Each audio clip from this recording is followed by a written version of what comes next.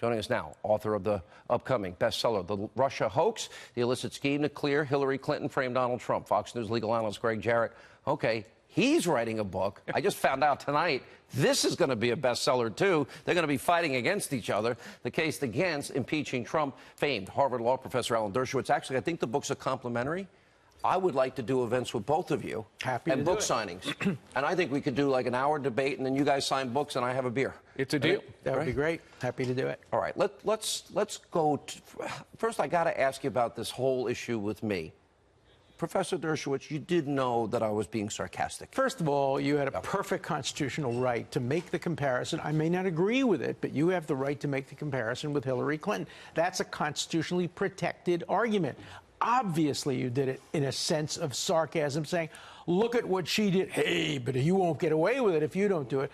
It is absurd. It is ridiculous to see the media. I have the two best lawyers that will take me on as a client right here. I think I'm pretty safe. You wouldn't need us. I know. I could find you a first-year student who would win that case. How did these people get on air? It's crazy. Well, right. I suspect that the people who were criticizing you never actually listened to what it is you were saying. I saw this clip for the first time you just played of some guy saying a cease and desist order ought to be had against you. If that guy's a lawyer, he's as dumb as a bucket of hair. Look, the U.S. Supreme Court said in 1988 so famously that satire and parody is protected speech. Sarcasm does not constitute inciting a crime.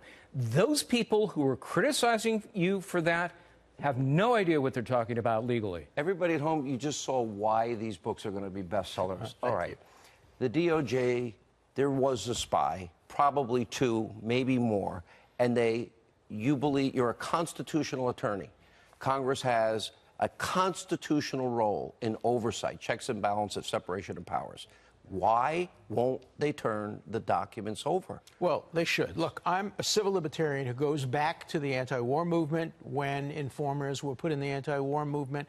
They were put in the Martin Luther King movement. Martin Luther King was spied on in a horrific way. In a horrific way. That's right. And so, as a civil libertarian, when you put somebody in a campaign, I want to know why. I want to see the justification. Maybe there is a justification. Maybe it was business as usual. But the American public has the right to know everything about 100%. that and make our own judgment. Where are the civil libertarians?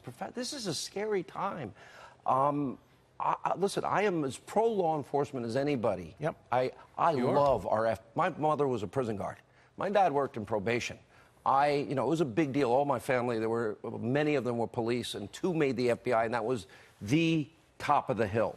Look, I never pass a policeman in the street without thanking him. I do the same thing. I always do it. Firemen, policemen. Love them. School teachers, people who work hard to give us our protection, risk their education. lives. I want them to know I appreciate it every day of the week. And I do the same. All right, so they won't hand it over. Then you got Rosenstein's conflicts, and I'm thinking, they promised they would hand it over, Gregg. Why? Congress has every legal and constitutional right to see these documents. Those who are seeking it actually have security clearance, the Gang of Eight. So there's no valid legal justification for withholding it. And yet, the Department of Justice and the FBI have a long and distinguished record over the last year of concealing evidence, redacting records under national security terms. And then when we find out when they're unsealed, there was no such thing. What I would recommend, however, is for Congress to immediately write to the Justice Department and say, do not destroy a single draft. We want to see what the original looked like. We want to see every change. We want to know who changed it, why it was changed, and when it was changed. And the Inspector General would have it. You cannot trust a briefing, as Trey Gowdy seemed to say. They're just telling you what they can get away with, the bare minimum. You have to see the documents themselves. I've got to go, but your books are so complimentary, and I'm thinking out of the box in the moment here. I would love to do an event with both of you. I think it would be good for the country.